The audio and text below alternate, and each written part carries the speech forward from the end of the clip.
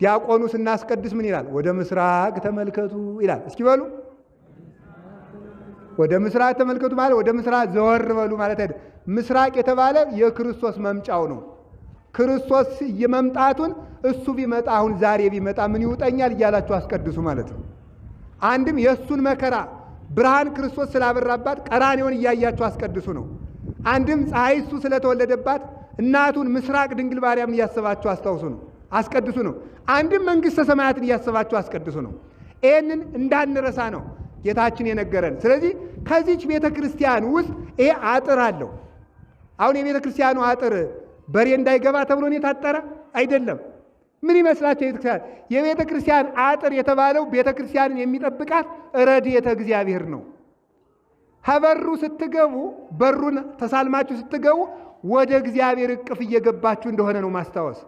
የሆነ ደጅ እየገባችሁ እንደሆነ አይሰማችሁ። ቤተ ክርስቲያን ውስጥ ያሉት ዛፎች መላእክትን ነው የሚወክሉት። ቤተ ክርስቲያን ውስጥ እሾህ ያለው ዛፍ አይተከልም። ለምን? እሾህ የኃጢአት ምሳሌ ነው። መላእክት ኃጢአት ስለሌለባቸው ቤተ ክርስቲያን ውስጥ ያለ ዛፍ በቀላሉ የማይቆረጠው ለዚያ ነው፣ የቅዱሳን መላእክት ምሳሌ ስለሆነ። እነዚህን ዛፎች ስታዩ ወይራና ምሳና የምታዩ አይምሰላችሁ፣ መላእክት ምሳሌዎች ናቸው። አንድም የጻድቃን ምሳሌያቸው ነው። ጻድቅሰ ከመ በቀልት ይፈሪ፣ ጻድቅ እንደ ዘንባባ ያፈራል። ትኩላን እሙንቱ ውስተ ቤተ እግዚአብሔር፣ በእግዚአብሔር ቤት የተተከሉ ናቸው። ይቺ ቤተ ክርስቲያን የክርስቶስ አካሉ ናት። ግድግዳውን ስትስሙ ግድግዳ እንደምትስሙ አታስቡ። የክርስቶስን እጁን እግሩን እንደምትስሙት ነው ማሰብ ያለባቸው።